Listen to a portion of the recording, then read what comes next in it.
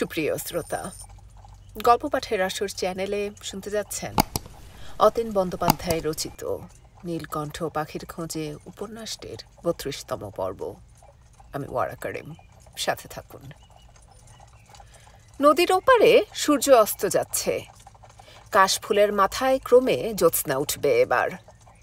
নদীতে যেসব নৌকা আছে তার লণ্ঠন এবার ১-২ করে জ্বলবে। নদীর পাড়ে এসেই ল্যান্ডোটা বাঁক নিল।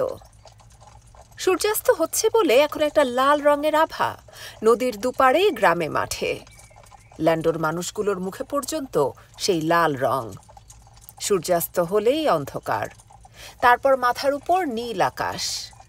শরতের আকাশে জ্যোৎস্না উঠলে বুঝি ঝাউ গাছটার নিচে ল্যান্ডোটা এসে দাঁড়াবে। পাগল মানুষ মনীন্দ্রনাথ তখন ল্যান্ডো থেকে নেমে যাবেন। ঝাউ গাছটার নিচে পৌঁছাতে ওদের অন্ধকার হয়ে গেল। ঘোড়াগুলি এখন কদম দিচ্ছে। এখন আর দ্রুত ছুটছে না ঘোড়া, কারণ ওরা প্রাসাদের কাছে কালীবাড়ির মাঠটায় এসে গেছে। মনীন্দ্রনাথ নেমে গেলে অমলা বলল, তোর মনে থাকবে তো সোনা? সোনা ঘাড় কাত করে মনে থাকবে এমন সম্মতি জানালো। ছাদের ওপর যখন জ্যোৎস্না উঠবে সে অমলা কমলার সঙ্গে লুকোচুরি খেলবে। ঢাকের বাদ্য বাজবে, ঢোলের বাদ্য বাজবে, আর ওরা লুকোচুরি খেলবে। ছাদে অথবা রান্নাবাড়ি পার হলে অন্দরের যেসব দাসীবাদীদের ঘর আছে তার আশেপাশে। কিন্তু কালীবাড়ির মাঠে আসতেই সোনার কি মনে পড়ে গেল।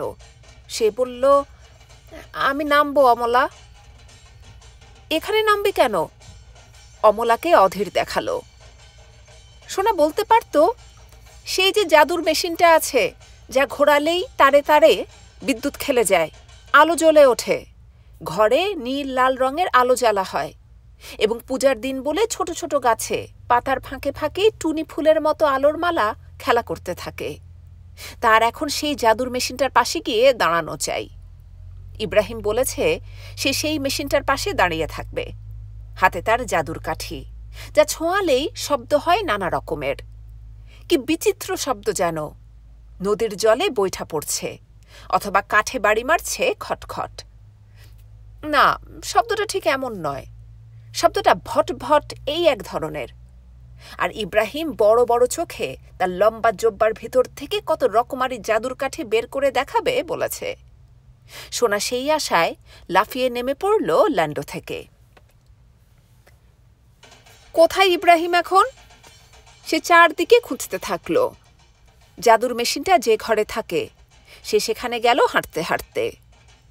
ল্যান্ডোটা এখন সদরে ঢুকে যাচ্ছে। কোথাও যেন সে ঘোড়ার ডাক শুনতে পেল, এবং কিছু বালক বালিকা। ওরাও এসেছে দেখবে বলে, কারণ পূজার কটা দিন এই প্রাসাদ যেন গ্রামের ছেলে বুড়োদের কাছে আশ্চর্য এক মায়াপুরী। এই পূজার কটা দিন প্রাসাদের দালান কোঠা, নীল রঙের মাঠ, হ্রদের মতো বড় দিঘি এবং বিচিত্র বর্ণের ফুলের গাছ সব মিলে এক মায়া কানন। দূর থেকে মানুষরা হেঁটে হেঁটে চলে আসে। সোনা যেতে যেতে সেই সব মানুষদের দেখতে পেল নদীর পাড়ে বসে আছে। অথচ ডান দিকে গেলে সেই গোল ঘরটা লোহার জাল দিয়ে ঘেরা। আশ্চর্য, ইব্রাহিমকে সে দেখতে পাচ্ছে না। ইব্রাহিম বলেছে তাকে আলো জ্বালানো দেখাবে। এই আলো জ্বালানো সোনার কাছে প্রায় এক অলৌকিক ঘটনার মতো। সে আর দেরি করতে পারল না। সে ছুটে গিয়ে জালে মুখ রাখতেই দেখল ইব্রাহিম যন্ত্রটার উপর ঝুঁকে কি করছে। সে ডাকল, ইব্রাহিম। ইব্রাহিম কোনো উত্তর করল না। সূর্য অস্ত গেছে বলে এবং সন্ধ্যা নামছে বলে ঘরের ভিতরটা সামান্য অন্ধকার। ইব্রাহিমের মুখ অস্পষ্ট, ওর মুখে ঘাম। সে যেন যন্ত্রটাকে বশ মানাতে পারছে না। গোয়ারতুমি করছে সেই জাদুর মেশিনটা। যত গোয়ারতুমি করছে তত সে টেনে টেনে কি সব খুলে ফেলছে। চারপাশে ঘুরে ঘুরে টেনে টেনে কি পরীক্ষা করছে। আর সে পাগলের মতো চোখ মুখ করে রেখেছে, অথবা উদ্বিগ্ন চোখ মুখ। এত যে বালক বালিকা চারপাশে, সবাই ওর কৌশল দেখতে এসেছে। ইব্রাহিম মিস্ত্রি নাম ডাক এত যে এই মানুষ প্রায় মরা হাতি, লাখ টাকার মতো। সেই মানুষ এখন বিনা নোটিশে এমন ঘাবড়ে গেছে যে সোনা পর্যন্ত আর ডাকতে পারল না। ইব্রাহিম, তুমি আমায় আসতে বলেছিলে। কি করে এমন একটা জগৎকে নিমেষে জাদুর দেশের সামিল করে দাও, দেখাবে বলেছিলে। এখন তুমি কিছু করছো না, তোমাকে ডাকলেও সাড়া দিচ্ছ না। সোনার এবার ভয় ভয় করতে থাকল। সে একা যাবে কি করে? ইব্রাহিম বলেছিল আলো জ্বালা হলে সে তাকে কাছারি বাড়িই পৌঁছে দেবে। এখন সে ইব্রাহিম একেবারে মোল্লা মৌলবি হয়ে গেল, অথবা ফকির দরবেশ, কোনো কথা বলছে না। সে যে বিড়বিড় করে কোরআন শরীফ পাঠ করছে। সোনা কিছুতেই বলতে পারল না, ইব্রাহিম, আমারে তুমি তবে আইতে কইছিলা কেন? এখন আমি যামু কি কইরা? যদি সেই হেমন্তের হাতিটা এখন ফিরে আসতো। ওরা গেছে ল্যান্ডোতে, আর বর্দা মেজদা গেছে বাবুদের সঙ্গে। হাতিতে চড়ে ওরা হাওয়া খেতে গেছে। হাতিটার গলায় ঘণ্টা বাজলেই সে টের পেত হাতিটা ফিরে আসছে। কিন্তু না, কোথাও কেউ ফিরছে না। শুধু অপরিচিত বালক বালিকা এবং মানুষজন, যাদের সে চেনে না, যারা প্রতিমা দেখতে আসে 1 মেটে 2 মেটে হলে, তারাই আবার এ আলো জ্বালা দেখতে এসেছে। বাবুরা থাকেন শহরে। পূজায় এলে এই বাড়ির কলের একটা মেশিন ঘুরতে থাকে। তখন এই বাড়িঘর নিয়ে, প্রাসাদের আলো নিয়ে এবং রকমারি সব পাথরের মূর্তি নিয়ে এই গ্রামটা শীতলক্ষার জলে শহর বনে যায়। সোনাও এসেছে এই শহরে। সে যা কিছু দেখছে তাতেই আশ্চর্য হয়ে যাচ্ছে। অন্ধকারটা ক্রমে ভারী হচ্ছে। গাছপালা ঘন বলে আকাশে যে সামান্য জ্যোৎস্না, তাই এই ঘরে অথবা ঘাসের বুকে গাছের ডালপালা এবং পাতা ভেদ করে নামতে পারছে না। সবাই বলছে, কি হইল ইব্রাহিম, তোমার পাগলি কথা কয় না কেন? হ্যাঁ, কইব, না কইয়া যাইব কই? সোনা বলল, ইব্রাহিম, তুমি আইতে কইছিলা। ইব্রাহিম যেন এতক্ষণে টের পেয়েছে সোনাবাবু দাঁড়িয়ে আছেন। সে বলল, কর্তা, পাগলির যে কি হইল? কি হইছে? কথা কইতেছে না। তখনই সোনা দেখল মেজ জ্যাঠামশাই এদিকে ছুটে আসছেন, সঙ্গে অন্দরের চাকর নকুল। চোখে মুখে প্রচণ্ড দুশ্চিন্তার ছাপ। এখানে যে সোনা একা এবং অপরিচিত জায়গায় দাঁড়িয়ে আছে তা পর্যন্ত তিনি লক্ষ্য করছেন না। তিনি নিজে এবার ভেতরে ঢুকে টর্চ মেরে কি দেখলেন, ইব্রাহিমকে সরে যেতে বললেন। তারপর কি দেখে বললেন, এরা এখানে কেন? সোনার মনে হলো ডাক দেয়, আমি জ্যাঠামশাই এখানে। কিন্তু সোনা মেজ জ্যাঠামশাইকে মস্ত বড় মানুষ ভাবতেই আর ডাকতে সাহস পেল না। যেমন তিনি এসেছিলেন তেমনি চলে গেলেন। সোনা কেমন বোকার মতো দাঁড়িয়ে থাকল। এখন আর অন্ধকার নেই। এত বড় আকাশ মাথার ওপর, আর ছোট্ট এক ফালি চাঁদ, এবং হাজার নক্ষত্রকে ব্যঙ্গ করছে এই মায়াকানন প্রাসাদ। চারপাশে আলোর মালা, চারপাশে বড় বড় ম্যাগনোলিয়া ফুলের গাছ, তার বিচিত্র বর্ণের পাতা এবং ছোট ছোট কীটপতঙ্গের শব্দে সোনাকে কেমন মোহমান করে দিল। সে একা একা হেঁটে যাচ্ছে। তার ভয় ডর কিছু থাকল না। এত আলো চারপাশে, এত গাছগাছালির ভিতর অজস্র আলো। দূরে কারা এখন ছুটাছুটি করছে এবং পূজার বাজনা বাজছে নিয়ত। সোনার ভয় ডর একেবারে উবে গেল। ওর মনে একটা অতীব স্বপ্নের দেশ। দেশটার নাম কেবল সে এক মেয়ের মুখের সঙ্গে তুলনা করে মিল খুঁজে পায়। সেই মেয়ে অমলা, তার অমলা পিসি। অমলা তাকে আজ ছাদে যেতে বলেছে। তুই সোনা ছাদে আসবি কিন্তু, আমি তোর জন্য অপেক্ষা করব। সোনা ল্যান্ডোর সে সুন্দর মুখ মনে করতে পারল। এবং কলকাতার মেয়ে অমলা। কলকাতা খুব বড় শহর। ট্রাম গাড়ি, হাওড়ার পুল, কি সব অত্যাশ্চর্য সামগ্রী নিয়ে বসবাস করছে কলকাতা। অমলা সেখানে থাকে, সেখানে বড় হয়েছে। আশ্চর্য রকমের নীল চোখ এবং আলোর মতো মুখে নিয়ত কথার ফুলঝুরি। সোনা এই আলোর রাজ্যে হাঁটতে হাঁটতে কেমন সরল এক মায়ার টানে ছুটতে থাকল। সোনা দিঘির পাড়ে পাড়ে ছুটছে। ছুটতে ছুটতে সোনা কাছারি বাড়ি ঢুকে গেল। কত লোকজন, কত আমলা কামলা চারপাশে। সে সব ফেলে ছুটছে। এত জোরে ছুটতে দেখলে জ্যাঠামশাই বকবে। সে চারদিকে একবার দেখে নিল। না, মেজ জ্যাঠামশাই কাছে কোথাও নেই। পূজা মণ্ডপে নানা রকমের প্রদীপ জ্বালানো হচ্ছে, দেবীর মূর্তিতে গর্জন লাগানো হয়েছে, এবং ঝিলমিল রঙের সব গর্জন এখন চাকচিক্যময় হয়ে গেছে। সোনা এই প্রতিমার সামনে ধরা পড়ে যাবে। তুমি এক আশ্চর্য মায়ার টানে ছুটে যাচ্ছ সোনা, আমি সব টের পাচ্ছি। সোনা সেজন্য মণ্ডপে দেবীর মুখের দিকে তাকালো না পর্যন্ত। কিন্তু সিঁড়ি ভেঙে ডান দিকের বারান্দায় উঠতে সোনা দেখল একটা ইজি চেয়ারে বড় জ্যাঠামশাই শুয়ে আছেন, মুখ বুজে পড়ে আছেন। গায়ে একটা সিল্কের পাঞ্জাবি, পায়ে দামি জুতো। পুজোর সময় এই পোশাক পরেন মেজ জ্যাঠামশাই। যা কিছু ভালো পোশাক পাগল জ্যাঠামশাইকে তিনি পরতে দিয়েছেন, অথবা নিজে হাতে পরিয়ে দিয়ে এখানে বসিয়ে রেখেছেন। পায়ের নিচে রামসুন্দর একটু দূরে বসে তামাক কাটছে। রাশি রাশি তামাক কাটা হচ্ছে, রাশি রাশি রাব ঢেলে এক সুগন্ধ তামাকের সৃষ্টি। এবং পাশে পাগল জ্যাঠামশাই। সোনা আজ এখানে এসেও মুহূর্ত দেরি করল না। তার হাতে সময় নেই, ওর দেরি হয়ে গেছে। সেই কখন থেকে ছাদের ওপর অমলা ওর জন্য অপেক্ষা করছে। অমলা, অমলা পিসি, কলকাতার অমলা। কত বড় শহর কলকাতা! মেমোরিয়াল হল, রূপালী রঙের বেড়া, এবং দুপাশে সব সুরম্য অট্টালিকা। সুদূর সে কলকাতার মতো অমলার শরীরে এক দূরের রহস্য নিমজ্জিত। সোনার বয়স আর কত, তবু এই টান সোনাকে কেমন পাগলের মতো ছুটিয়ে মারছে।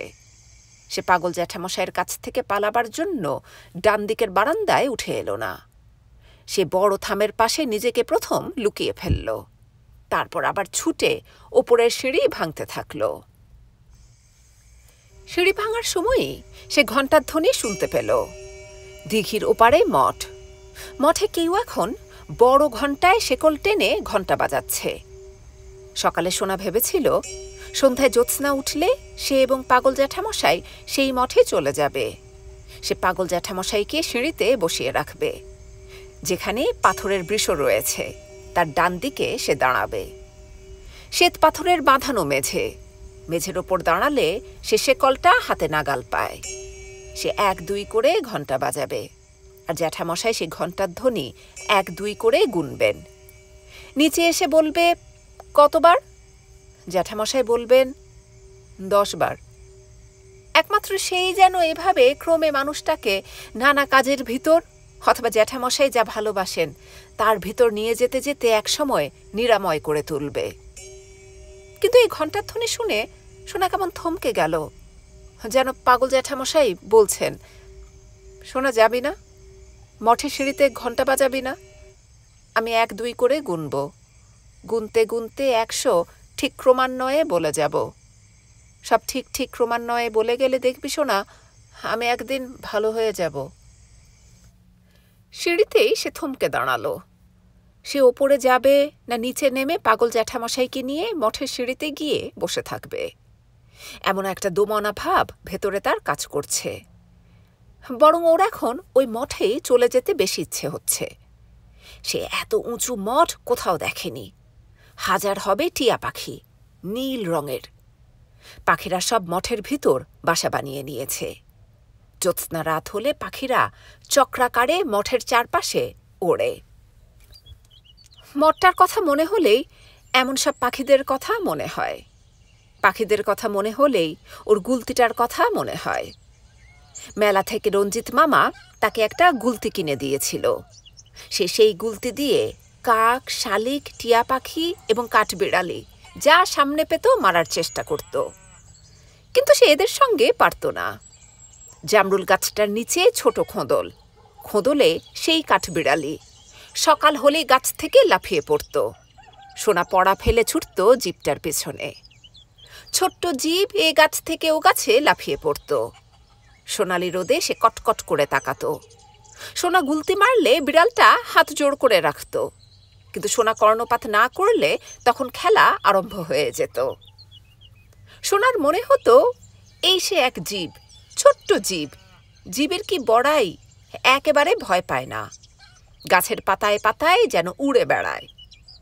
শুধু এই জীব কেন, যা কিছু সুন্দর এবং সজীব, এই যেমন রোদ, মাটি, শরতের বৃষ্টি, সব কিছুরই পিছনে তাড়া করতে সে ভালোবাসে।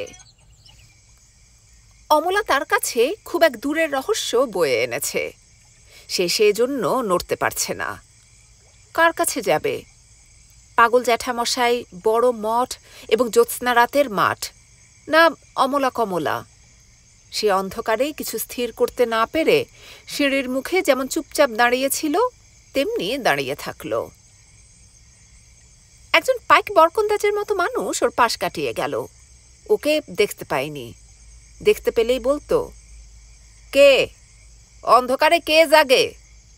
তাকে তাড়া করত। আর অন্ধকার থেকে আলো এলেই, আরে হে যে সোনা বাবু, আপনি এখানে কি করতেছেন?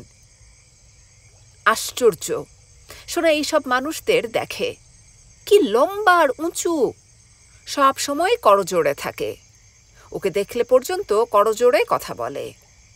ওর ইচ্ছা হলো সিপাইটাকে একটু ভয় পাইয়ে দেয়, এবং সে মুখ বাড়াতেই দেখল সামনে অমলা কমলা এবং অন্য সব ছোট ছোট মেয়ে অথবা ছেলে। দাসীবাদীদের ঘর পার হয়ে সব কোথায় যাবে বলে হই হই করে নেমে যাচ্ছে। সে এবারেও নড়ল না। কমলার মনে হলো কেউ যেন থামের আড়ালে দাঁড়িয়ে আছে। সে বলল, কে রে তুই? সোনা আলোতে এসে বলল, আমি। তোকে খুঁজতে যাচ্ছি, সে কখন থেকে আমরা তোর জন্য বসে আছি। ওরা ফের ওপরে উঠে যাবে মনে হলো, কিন্তু দোতলার সিঁড়িতে উঠেই ওরা ছাদে গেল না। ওরা একটা ফাঁকা মতো জায়গায় চলে এলো। এখান থেকে রান্নাবাড়ির কোলাহল টের পাওয়া যায়। মাছ ভাজার গন্ধ আসছে। ওরা একটা ঝুলন্ত বারান্দায় এসে গেল। এখন ওরা যে যার দলে দলে ভাগ হয়ে যাবে, তারপর ছড়িয়ে পড়বে রান্নাবাড়ির চারপাশে। সুতরাং ওরা অন্ধকারে ছড়িয়ে পড়ল, অথবা বলা যায় লুকিয়ে পড়ল। অমলা সোনাকে নিজের দলে রেখেছে। সে ভেবেছিল সোনাকে নিয়ে সে কোথাও লুকিয়ে পড়বে, কিন্তু সোনা যে কোথায় সহসা অদৃশ্য হয়ে গেল। সে এক চিলে কোঠায় উঠে গেল। এখানে তাকে কেউ খুঁজে পাবে না। আর সোনার এখন যেন এ বাড়ির সব চেনা হয়ে গেছে। কোন দিকে তোষাখানা, কোন দিকে বালাখানা, কোথায় ঠাকুর বাড়ি, কোথায় সেই বৌরানীর মহল, এবং মহলের পর মহল পার হতে কত সময় লেগে যায় সে সব জানে। ওরা আর বেশি দূর যাবে না, গেলে সে বাদ যাবে। সোনা কিন্তু কিছু দূরে সেই কেমন ভয় পেয়ে গেল। এদিকটা একেবারে ফাঁকা ফাঁকা, ভাঙা পাঁচিল নিচে, পাঁচিলের ওপাশে সেই বড় বনটা। সোনা বেশি দূর যাবে না। বড় বড় দুটো আলোর ডুম জ্বলছে, সেই জন্য এবং দাসীবাদীদের কি নিয়ে বৎসা হচ্ছে বলে ভয়টা তেমন জোরালো হচ্ছে না। তবু সে এমন একটা জায়গা চাইছে যেখানে সে পালালে কেউ তাকে খুঁজে পাবে না। সে তেমন একটা জায়গা না পেয়ে কেমন হতাশায় ডুবে যাচ্ছিল। আর তখন দেখল অমলা ওর পিছনে এসে দাঁড়িয়েছে, যেন অমলা এতক্ষণ ওকেই খুঁজছে। অমলা বলল, আমার সঙ্গে আয় সোনা।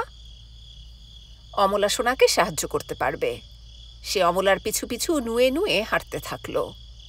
মাথা তুলে দাঁড়ালেই ওপাশের রেলিং থেকে ওরা দেখতে পাবে। সোনা এবং অমলা এই করে উত্তরের বাড়ি পর্যন্ত চলে এলো। বড় বড় দরজা পার হয়ে যে যার মতো লুকিয়ে পড়ছে। অমলা ফিসফিস করে এদিকে আয় এদিকে আয় করছে। একটা অন্ধকার মতো লম্বা বারান্দায় ওরা এসে পড়ল। এখান থেকে অতিথিশালার দিকে একটা সিঁড়ি নেমে গেছে। সিঁড়িটা ঘুরে ঘুরে নিচে নেমে গেছে, কাঠের সিঁড়ি। সোনা এবং অমলা ঘুরে ঘুরে নামছে। ওরা নামতে নামতে যেন একটা নির্জন জায়গায় চলে এলো। নীল রঙের অল্প আলো, সোঁদা সোঁদা পাঁচিলের গন্ধ। সামনে একটা পরিত্যক্ত ঘর, হাট করে একটা পাট খোলা, কিছু ইঁদুরের শব্দ। উপরে কি একটা গাছ। কি গাছ এই আলোতে চেনা যায় না। দুটো একটা বাদুড়ের মতো জীব ওদের শব্দ পেয়ে উড়ে গেল। ওরা দরজা অতিক্রম করে পাঁচিলটার পাশে একটা কিছু ধ্বংসস্তূপের মতো দেখতে পেল। এককালে বোধহয় এখানে একটা কুয়ো ছিল। কুয়োটা বন্ধ করে দেওয়া হয়েছে। এখানে এসেই অমলা বলল, চুপ করে দাঁড়া, এখানে আমাদের খুঁজতে কেউ সাহস পাবে না, আমরা রান্নাবাড়ির পেছনটাতে চলে এসেছি। সোনা ভয়ে জবাব দিল না। কি রে, একেবারে চুপ করে আছিস যে, কথা বল। আমার বড় ভয় লাগতেছে। ভয় কি রে? এখানে আমি বৃন্দাবনীর সঙ্গে রোজ আসি, সকালে ফুল তুলতে আসি। তারপরে ওদের মনে হলো কেউ যেন কাঠের সিঁড়িটা ধরে নিচে নেমে আসছে। অমলা কোনো কথা আর বলল না, সে একেবারে চুপ হয়ে গেল। সোনা একেবারে অমলার পাশাপাশি সংলগ্ন হয়ে দাঁড়িয়ে আছে, যেন সে এখন বলির পাঁঠা। অমলা যা যা বলবে সোনা তাই তাই করবে। সোনাকে অমলা দুটো সন্দেশ খেতে দিল। তারপর যখন দেখল সিঁড়ি থেকে শব্দটা আর উঠে আসছে না, কেউ বোধহয় সিঁড়ি দিয়ে নেমে রান্নাবাড়ির দিকে চলে গেছে, তখন অমলা বলল, তুই কমলার সঙ্গে ভাব করবি না, কেমন?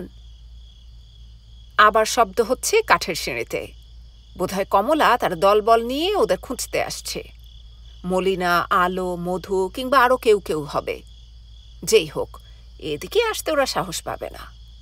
মাথার উপর একটা লম্বা ডাল, পাঁচিলের এপাশ থেকে ডালটা ওপাশে ঢুকে গেছে, আর তাঁরই নিচে সেই ভুতুড়ে ঘরটা। ঘরটার অন্ধকারে অমলা সোনাকে জড়িয়ে ধরেছে, বলছে, ভয় কি রে, এই দেখ দেখ না সোনা, বলে অমলা সোনার হাত নিয়ে কেমন খেলা করতে থাকল। সোনা আবার বলল, এখানে না অমলা, আমার এসব ভালো লাগে না। সোনা বারবার অমলার মতো কথা বলতে চায়, ওর অমলার মতো কথা বলতে ভালো লাগে। তখন কমলার দলবলটা কাঠের সিঁড়ি দিয়ে উঠে যাচ্ছে। সোনা বলল, কমলা আমাকে বায়োস্কোপের বাক্স দেবে বলেছে। অমলা বলল, আমি তোকে রোজ একটা করে স্থলপদ্ম এনে দেব। বৃন্দাবনী বাবার জন্য গোলাপের তোড়া বানাবে, তোকে আমি ফুলের তোড়া দেব। বলে আর সোনাকে কথা বলতে দিল না। ওর চুলে অমলা হাত দিয়ে আদর করতে থাকল, মাথাটা এনে নাকের কাছে রাখল। একেবারে রেশমের মতো নরম চুল। সোনা কেমন ভীত সন্ত্রস্ত হয়ে পড়ছে। কলকাতার মেয়ে অমলা কত কিছু জানে, এই বয়সে সোনা আর কি করতে পারে? অমলা ওকে নিয়ে কি করতে চায়? তুই কি সুন্দর রে সোনা, তোর চোখ কি বড়, তোকে আমি কলকাতা নিয়ে যাব। কত বড় শহর দেখবি, কত বড় চিড়িয়াখানা, জাদুঘর। সোনা বলল, বইয়ে আছে, জাদুঘরে বড় একটা তিমি মাছের কঙ্কাল আছে, তুই গেলে দেখতে পাবি কত বড় কঙ্কাল। অমলা বলল, দে সোনা, তোর হাতটা দে। সোনা বলল, না। তবে তোকে চুমু খাই। না। কেন, কি হবে? গালে থুতু লাগবে। মুছে ফেলবি, তুই কি বোকা রে। আবার সেই কথা সোনার মুখে। ওর ভয়, এটা যে কি, কোন ওষুধিতে গড়া, একবার খেলে আর খেতে নেই, ধরা পড়ে গেলে ভয়। তাছাড়া এই বড় এক পাপ কাজ। সোনা নিজের কাছে নিজেই কেমন ছোট হয়ে যাচ্ছে, অথচ একটা ইচ্ছা ইচ্ছা ভাব। রহস্য নিয়ে জেগে আছে কলকাতার মেয়ে। সে এক দূরের রহস্য, যা সে এখনও ঠিক বুঝে উঠতে পারে না। কেবল নদীর জলে শাপলা ফুলের মতো ফুটে থাকার স্বভাব তার। সে যেন জলের ওপর ভেসে আছে। লজ্জা, ভয়, সংকোচ ওকে ক্রমে জলের ওপর ভাসিয়ে রাখছে। ওর হাত দিয়ে সে অতলে ছেড়ে দিলেই সে জলের ভিতর ডুবে যাবে, পাপের ভিতর হারিয়ে যাবে। সে বলল, না অমলা, না না। অমলা বলল, লক্ষ্মী সোনা, দে হাত দে, তুই আবার বাঙাল কথা বলিস কেন? সোনা কেমন গুটিয়ে আসছে। সে যেন পৃথিবীতে একটা বিশুদ্ধ ভাব নিয়ে বেঁচেছিল এতদিন। অমলা তাকে সেখান থেকে কোথায় নিয়ে যাচ্ছে। ওর এখন ছুটে যেতে ইচ্ছা করছে, অথচ অমলার প্রীতিপূর্ণ চোখ, সোনালি চুল, চোখের নীল রং, আর শরীরে যেন উজ্জ্বল সোনালি বাতি জ্বলছে নিয়ত। এমন এক শরীর ছেড়ে ওর যেতে ইচ্ছা করছে না। সারাক্ষণ সে অমলার পাশে পাশে হাঁটতে ভালোবাসে, কিন্তু এখন অমলা ওকে যা করতে বলছে তা কেন জানি ওর কাছে একটা পাপ কাজ বলে মনে হচ্ছে। অমলা সোনাকে আর সময় দিল না। সোনার মুখটা টেনে টুক করে একটা চুমু খেল। তারপর বলল, ভালো লাগছে না? সোনা বুঝল কি বুঝল না টের পেল না। ভাঙা দরজাটা বাতাসে সরে গেছে। নীলচে আলোতে সোনার মুখ অস্পষ্ট। অমলা সেই মুখ দেখে বলল, কিরে, চুপ করে আছিস কেন? ভালো লাগছে না? ভালো লাগছে না বললে অমলা রাগ করবে। অমলা ওকে আর ভালোবাসবে না, সন্দেশ দেবে না, ফুল ফল দেবে না। সে বলল না কিছু, ঘাড় কাত করে সুবোধ বালকের মতো সম্মতি জানালো। আর কথা নেই অমলার, যেন এবারে সে পাসপোর্ট পেয়ে গেছে। সে তাকে নিয়ে যা ইচ্ছা করছে। সোনারও কেমন ভালো লেগে যাচ্ছে। সেই হাত নিয়ে খেলা, নতুন খেলা, জীবনের এক অদ্ভুত রহস্যময় খেলা। বাইরে বের হয়ে এসে সোনা হঠাৎ জোরে জোরে হাসতে লাগলো। এটা কি হয়ে গেল? অমলা পিসি তাকে এটা কি শেখালো? বেশ একটা খেলা তার জীবনে এসে গেল। এখন তার অমলাকে নিয়ে ছাদের ওপর অথবা একটা নীল রঙের মাঠে কেবল ছুটতে ইচ্ছা করছে। এখন আর এখানে দাঁড়িয়ে থাকতে ইচ্ছা করছে না। কি সুন্দর লাগছে অমলাকে। অমলা নিত্য নতুন বিচিত্র সব অভিজ্ঞতায় টেনে নিয়ে যাচ্ছে তাকে। কিন্তু মায়ের মুখ মনে পড়তেই সে কেমন বিষণ্ণ হয়ে গেল। তার মনে হলো সে একটা পাপ কাজ করে ফেলেছে। তার আর কিছু ভালো লাগছে না। একা নির্জন এই ভাঙা পাঁচিলে সে বড্ড একা একা। পাশের সেই অমলাকে সে এখন আর চিনতে পারছে না। সে তারপরই যথার্থই ছুটতে থাকল। অমলা বলল, সোনা ছুটে যাস না, পড়ে যাবি সিঁড়ি থেকে। অমলা দু লাফে সিঁড়ি ভেঙে উপরে উঠে যেতে থাকল। সোনা এখন যেভাবে ছুটছে পড়ে গেলে মরে যাবে। সে সোনার চেয়েও দ্রুত সিঁড়ি ভেঙে উপরে উঠে সোনাকে সাপটে ধরল। সোনা, এই সোনা, তোর কি হয়েছে? এভাবে ছুটছিস কেন? অন্ধকারে পড়ে গেলে মরে যাবি। সোনা অমলাকে দু হাতে ঠেলে ফেলে দিল। অন্য সময় হলে অমলা কেঁদে ফেলত, কিন্তু এখন সোনার চোখ দেখে ভয়ে সে কিছু বলতে পারছে না। সে কাছে এসে বলল, তোকে একটা ভালো গল্পের বই দেব, আমার সঙ্গে আয়। সোনা চুপচাপ হেঁটে যাচ্ছে। অমলা তাকে বারবার ডাকল, সে উত্তর করল না। ঢাকের বাদ্যি বাজছে মণ্ডপে। সে একটা বড় হলঘর পার হয়ে যাচ্ছে। কত রকমের ছবি ঘরটাতে, কত রকমের বাঘের অথবা হরিণের চামড়া। ঢাল তলোয়ার সাজানো এই হলঘরটাতে এলেই সোনা মনে মনে রাজপুত্র হয়ে যায়। মাথায় সোনার মুকুট, পায়ে নূপুর, কালো রঙের ঘোড়া এবং কোমরে রূপালী রঙের বেল্ট আর লম্বা তরবারি। এই হলঘরে এলেই সোনার এক রাক্ষসের দেশ থেকে বন্দিনী রাজকন্যাকে উদ্ধারের ইচ্ছা জাগে। আজ আর ওর সেই ইচ্ছাটা জাগছে না। হলঘর পর্যন্ত পিছু পিছু অমলা এসেছে, তারপর আর আসতে সাহস পায়নি। দরজার মুখে সে দাঁড়িয়ে সোনার চলে যাওয়া দেখছে। দরজা পার হতেই সে একবার পিছন ফিরে তাকালো। অমলা এখনো ওর দিকে তাকিয়ে আছে, ঠিক বন্দিনী রাজকন্যার মতো মুখ করে রেখেছে। সোনা রাজপুত্র, কিন্তু এখন সে কি করবে, কোথায় যাবে? ওর মনে হচ্ছিল সবাই যেন ওর পাপ কাজের কথা জেনে ফেলেছে। পাগল জ্যাঠামশাইয়ের পাশে বসলেই তিনি যেন সোনার শরীরের গন্ধ শুঁকে বলে দেবেন, তুমি সোনা বড় তরমুজের মাঠ দেখে ফেলেছ, রহস্য তোমার অন্তহীন, তুমি সোনা আমার পাশে বসবে না। সোনার এখন কেবল কান্না পাচ্ছে। থামের আড়ালে এসে থামতেই সোনা দেখল পাগল জ্যাঠামশাই ইজি চেয়ারে শুয়ে নেই। সব পরিচিত অপরিচিত লোক গিজগিজ করছে মণ্ডপের সামনে। ওর সেখানে যেতে ইচ্ছা হলো না। ওর কেবল কেন জানি মায়ের মুখ বারবার মনে পড়ছে। ঠিক পাগল জ্যাঠামশাইয়ের মতো মা ওর হাতের গন্ধ শুঁকলেই টের পেয়ে যাবে। সে একটা পাপ কাজ করে ফেলেছে, টের পেয়ে যাবে। এখন কি করলে যে সব পাপ তার ধুয়ে মুছে যাবে, সে কোথায় গিয়ে দাঁড়াবে? মা বলেছে নদীর পাড়ে দাঁড়িয়ে সব বলে দিলে পাপ খণ্ডন হয়ে যায়। সে জলের কাছে গিয়ে তার যা কিছু পাপ সব বলে দেবে এবং ক্ষমা চেয়ে নেবে। সে নদীর পাড়ে দাঁড়িয়ে জল এবং জলের দেবতাকে বলবে, হে জলের দেবতা। আর ঠিক তখনই সে দেখল কাছারি বাড়ি এসে গেছে। রামসুন্দর বসে রয়েছে একটা গোল টেবিলে, চারপাশে কাঠের চেয়ার। বাবুদের ছেলেরা গোল হয়ে বসেছে। রামসুন্দর সুন্দর সুন্দর গল্প বলতে পারে। একটু দূরে পাগল জ্যাঠামশাই বসে আছেন।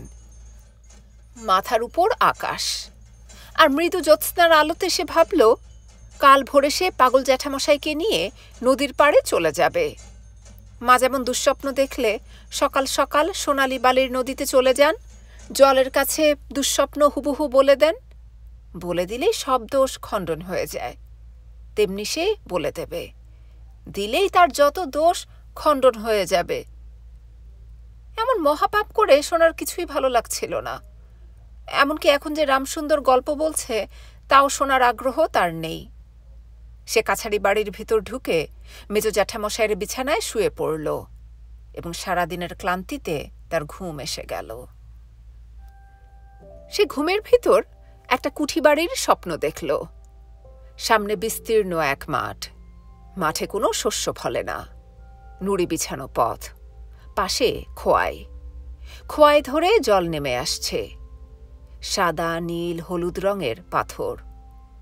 জল নির্মল বলে পাথরগুলির রং জলের উপর নানা রং নিয়ে ভেসে থাকছে। আর কুঠিবাড়ির পিছনেই একটা পাহাড়, তার ছায়া সমস্ত কুঠিবাড়িটাকে শান্ত স্নিগ্ধ করে রেখেছে। সোনা সকালের রোদে বের হয়ে পড়েছে।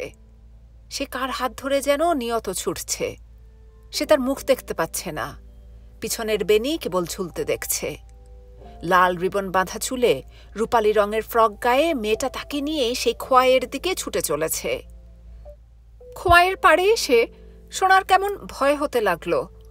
মনে হলো তার এমন গভীর জল এবং স্রোত পার হয়ে সে ওপারে উঠে যেতে পারবে না। মেয়েটা বলছে, কিরে, ভয় কি?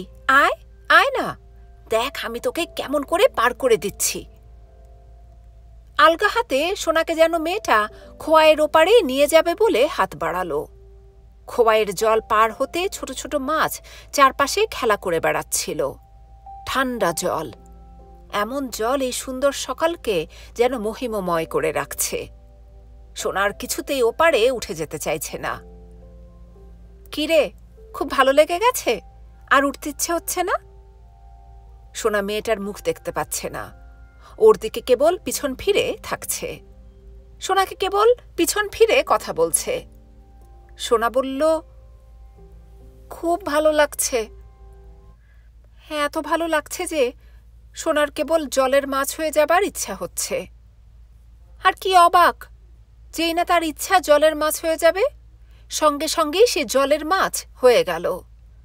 মেয়েটা হাসল ওর দিকে তাকিয়ে। কিরে, তুই জলের মাছ হয়ে গেলি? বলতে বলতে মেয়েটাও জলের নিচে টুপ করে ডুব দিল। আর কি আশ্চর্য, সে এবং মেয়েটা দুজনেই হলুদ এবং নীল রঙের চাঁদা মাছ হয়ে খোয়াইয়ের হাঁটু জলে সাঁতার কাটতে থাকল। তারপর দুজন এক ভয়ঙ্কর স্রোতের মুখে এসে আটকে গেল। উজানে উঠে যাবার জন্য নীল রঙের মাছটা লাফ দিয়ে পাড়ে এসে পড়ল। এবার শ্বাস নিতে কষ্ট হচ্ছে। সোনা শ্বাস ফেলতে পারছে না, সে পাড়ে লাফ ঝাঁপ দিচ্ছে। শ্বাসকষ্ট প্রায় মৃত্যু কষ্টের সামিল। সোনা ঘুমের ভিতর স্বপ্নে হাঁসফাঁস করছিল এবং একসময় ঘুম ভেঙে গেল তার। সে ঘেমে গেছে, আর সে দেখল কে যেন তাকে পাঁজা কোলে রান্নাবাড়ি নিয়ে যাচ্ছে। সে চোখ তুলে দেখল পাগল জ্যাঠামশাই নিয়ে যাচ্ছেন। এতক্ষণে মনে হলো সোনার সে না খেয়ে ঘুমিয়ে পড়েছে। সে বলল, জ্যাঠামশাই, মাছ দেখলে কি হয়? পাগল মানুষ বললেন, গ্যাত চোরেত শালা। এবং সোনা মুখ দেখে বুঝতে পেরেছে তিনি যেন বলতে চেয়েছেন, রাজা হয়, স্বপ্নে মাছ দেখলে রাজা হয়। পরদিন সকালে সূর্য উঠতে না উঠতেই জ্যাঠামশাইকে টানতে টানতে সোনা শীতলক্ষার পাড়ে নিয়ে গেল। সামনে ছোট চর, পাড়ে কাশবন, বাঁ দিকে মঠতলায় স্টিমার ঘাট। 10টায় স্টিমার আসার কথা, নারায়ণগঞ্জ থেকে আসে।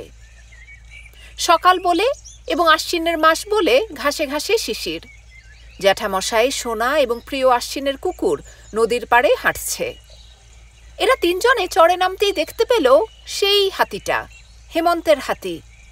এখন আশ্বিনের শেষাশেষি চরের ওপর দিয়ে কোথায় চলে যাচ্ছে। ওর ইচ্ছা হলো জোরে চিৎকার করে ডাকে, জসিম, আমারে জ্যাঠামশাইরে নিয়ে যাও, আমি মার কাছে যামু গিয়া, আমার এখানে ভালো লাগে না। কিন্তু বলতে পারল না, ভয় সে বলতে পারল না।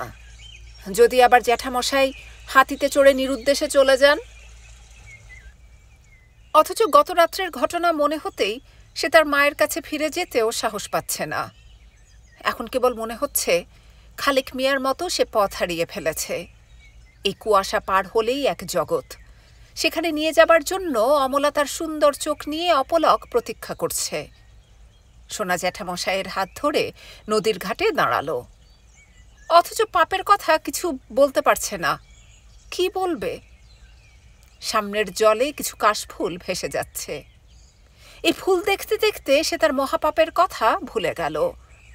ওর কেবল মনে হচ্ছে এতদিনে সে দূরের রহস্যটা সে যেন কিছু কিছু ধরতে পারছে।